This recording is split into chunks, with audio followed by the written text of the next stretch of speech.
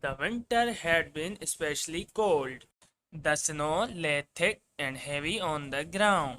The squirrels, badgers, and the hedgehogs had vanished into their snugs, their winter homes, to sleep the cold, dark months of the snow.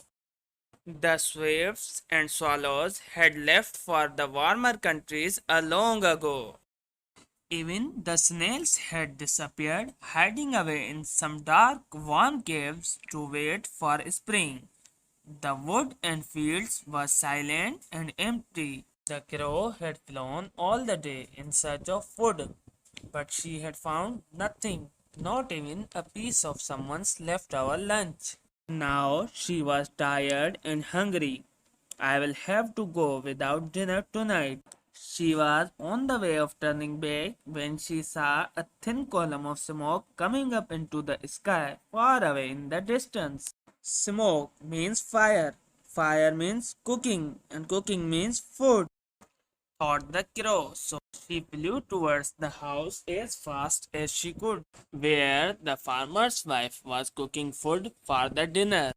The farmer's wife kept the window open so the cold air would keep away the butter from melting.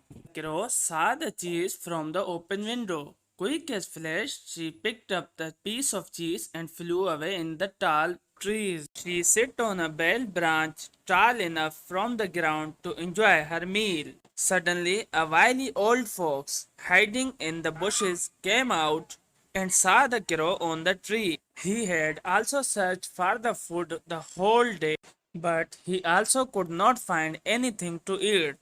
When he saw the crow with the cheese, he thought that he must take the cheese from the crow. So he said the crow, "Hello, Mrs. Crow, you look very fine today." The crow looked down at the fox surprisingly, because he was never so polite before.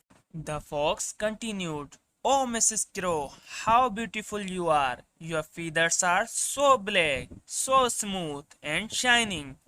The crow was even more surprised. No one had ever called her beautiful before.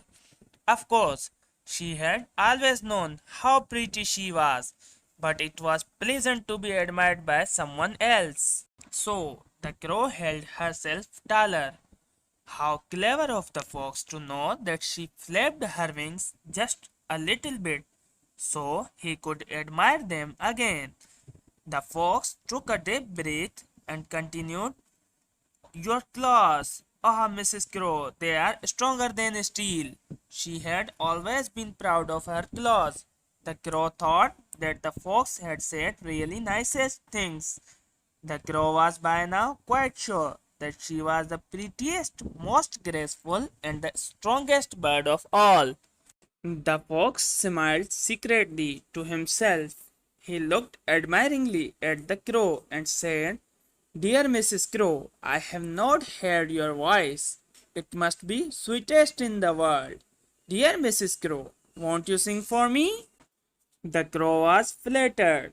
All the other birds had told her that she had an awful voice, and here was the crow begging her to sing for him. Of course, she had known what a lovely voice she had. The crow took a deep breath and opened her beak in a loud and luscious caw. The piece of cheese dropped down and the fox swallowed it before the crow realized.